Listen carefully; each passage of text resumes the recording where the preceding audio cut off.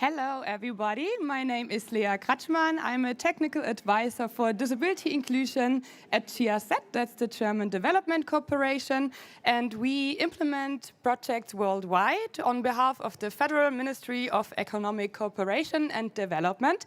And I'm super excited to be here with you and to moderate this fireside chat on our newly finalized e-learning on gender equality and disability inclusion in the private sector. Let me quickly introduce my appearance for you. So I wear a black turtleneck pullover, gray pair of trousers, I have short brown hair and brown eyes, and with me here today are my colleagues Sohavia Tagdes from GIZ Pakistan, as well as Lucas Sukal from My Ability, who helped us making this e-learning fully accessible. Hello everyone, Assalamu alaikum. My name is Sohavia Tagdes. I'm Gender Equality Advisor from GIZ Pakistan. For my look, I'm wearing a black top with black trousers. I have long brown hair, brown eyes, and I'm 5 and 5 feet tall. Yeah, and my name is Lucas. I'm an innovation manager for learning platforms at My Ability. I'm 36 years old. I have no hair. I'm wearing glasses, and today I'm dressed in a black sweater and gray-greenish trousers, I would say, and of course, because of the weather, yellow-brownish snow boots. Thank you so much. So before we start this interview, let me quickly set the scene. Businesses are increasingly looking for digital tools to make workplaces more inclusive. And with that in mind, we started our journey of developing this e-learning course on gender equality and disability inclusion. And we have now 4 core modules finalized produced. One is on gender equality, disability inclusion, the second one, then we have one on intersectionality, and the fourth one on business context. And then we produced 4 more sector-specific models on agriculture, textile sector, supply chain, and extractive. And as I said in the beginning, this e-learning is fully accessible and adaptable across sectors. And our main purpose of this e-learning was to give middle management support to make their HR processes and workplaces accessible. And yeah, for now it's free of charge and available on Atingi, so I think there's no better time to introduce this e-learning to you. Let's start with the interview. So Sohavia, can you explain the audience why we choose to focus on gender equality and disability inclusion in the private sector? You know, I genuinely consider it a very important question because at GIZ, we really believe that there are 2 very crucial dimensions to, sustainable and equitable development. So at GIZ, we ensure that, talking about one topic without the other, it just means that we're compromising on the true essence of inclusion that we have.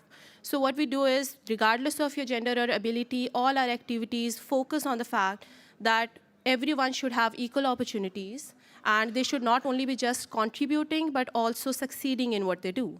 Also, then we also sometimes sideline, but an important aspect of disability inclusion and gender equality is, the fact that it has this business aspect to it, right?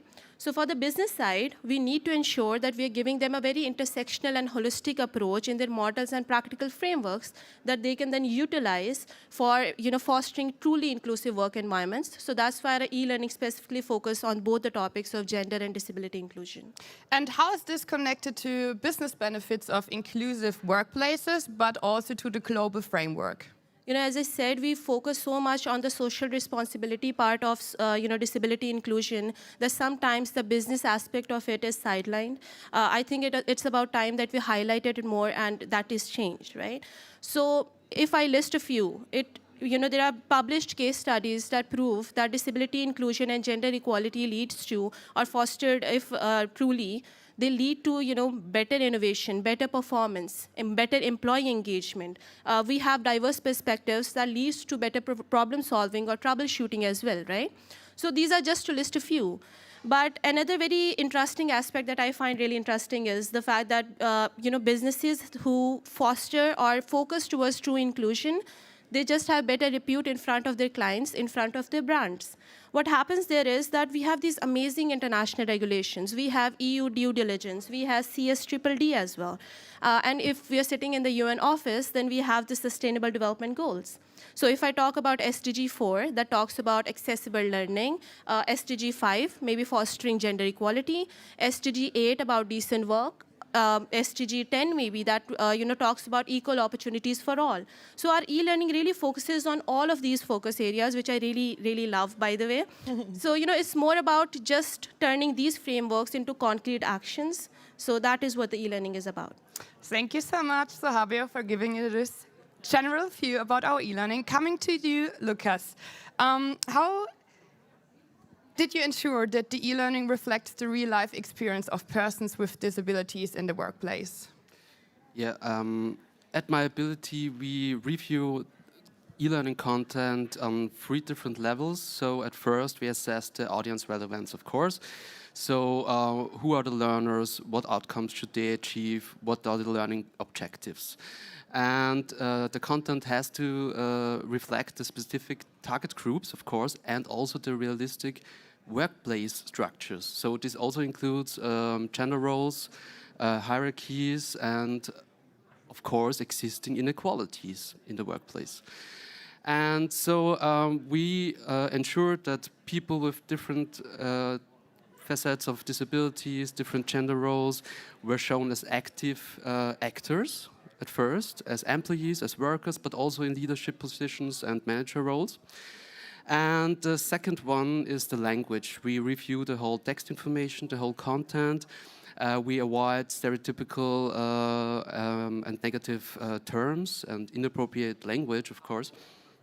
And we focus on the clear structure, a strong readability, so the whole content has to be understandable for a broad range of learners. And the third one is the representation of people related to all diversity dimensions, and especially when it comes to gender roles or people with disabilities. A common mistake I often see is the uncritical use of AI-generated images or stock media. So they may look polished, but lack authenticity and credibility with the learners, of course. Thank you so much, Lucas, for sharing the journey with us. And tell us, how did you test the accessibility of the e-learning and what kind of barriers did you face? We, at My Ability, we have one principle, core principle, not non-negotiable, so accessibility has to start from day one. So that means we have an inclusive user needs. For example, text enlargement and font sizes. Content is operable. All audio information is supplemented with captions and transcripts. And for people with neurodivergent, in the neurodivergent spectrum, or people with learning disabilities, we focus on, as I said before, clear structure, readability, concise sentences, and consistent navigation. Thank you so much, Lucas. And I said, it was so great to have you on board during this journey. Coming now to our third pillar of this interview, our pilot phase in the textile sector in Pakistan. So Javier, what did you observe during our pilot phase in Pakistan in the textile sectors, and how did the managers and workers engage with the models? I have just so much to talk about there. I'm just so excited. First and foremost, I'm very excited about how it went and how, just to see the sheer potential in Pakistan regarding disability inclusion that is still untapped, but there's so much, that can happen with that. It was really exciting, piloting it in Pakistan. It was such a success as well. We have many success stories here right now. So to give a little bit of context to everyone here, what happened with the pilot phase of Pakistan was that we divided, our piloting into 2 regions. One region, which is Karachi in Pakistan, which is very mature in terms of disability inclusion. On the other hand side, we had Lahore, which is another region which is maybe starting off with disability inclusion, maybe not there yet, right?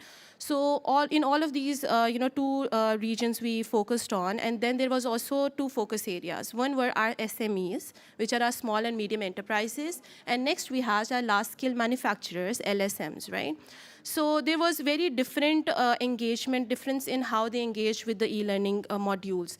For Karachi, they were so advanced that it was very easy for them to engage with it. It was very easy for them to do it independently. For SMEs that I love with all my heart, it was just the fact that they would find makeshift ways of how to engage with it because they would see a lot of value in the foundational knowledge that this e-learning would provide them, right? So one thing that I noticed that no matter what your level of exposure was, what your company size was, how tech savvy maybe you might be, one thing that I really noticed was that everyone learned something new. And I observed that whenever somebody used that e-learning and left the room, they were just more aware. They were more sensitized about what they were doing. Another very striking observation that I had about the pilot was that there was a rapid shift in perspectives, you know. Whenever somebody would use the e-learning, basically earlier, what used to happen was that those people were more aware about disabilities who had somebody in their close-knit circles talking about it, or somebody who had a disability in their very close-knit circles, right? Some friend or some family member. But after using the e-learning, I could hear ideas coming from people who would not have thought about it before.